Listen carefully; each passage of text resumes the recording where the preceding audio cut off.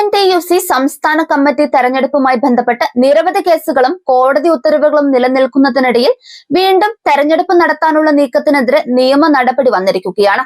കാലാവധി കഴിഞ്ഞ സംസ്ഥാന പ്രസിഡന്റ് R ചന്ദ്രശേഖരൻ ഇന്നലെ എറണാകുളത്ത് സംസ്ഥാന കമ്മിറ്റി തെരഞ്ഞെടുപ്പ് സംബന്ധിച്ച് യോഗം വിളിച്ചിരിക്കുന്നതിനെതിരെയാണ് തിരുവനന്തപുരം സബ് കോടതിയിൽ ഹർജി ഫയൽ ചെയ്തിരിക്കുന്നത്. കേരള കെട്ടിട നിർമ്മാണ തൊഴിലാളി കോൺഫെഡറേഷൻ സംസ്ഥാന സെക്രട്ടറി P സുധാകരൻ, മുതിർന്ന അഭിഭാഷകൻ VN ഗോപാലകൃഷ്ണൻ മുഖേനയാണ് ഹർജി സമർപ്പിച്ചത്.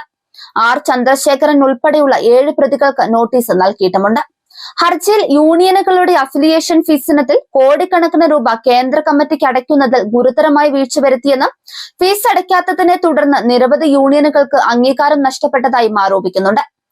INTUC കേന്ദ്ര സംസ്ഥാന ഭരണഘടന ലംഘിച്ചാണ് നിലവിലെ നീക്കങ്ങളെന്നും പരാതികൾ അഖിലേന്ത്യാ പ്രസിഡന്റിന് നൽകിയിട്ടുണ്ടെന്നും യാതൊരു നടപടിയും സ്വീകരിക്കാതിരിക്കുകയും എൻക്വയറി കമ്മീഷൻ റിപ്പോർട്ടിൽ തുടർ നടപടി ഉണ്ടാകാതിരിക്കുകയും ചെയ്തതായും ഹർജിയിൽ പരാമർശമുണ്ട്.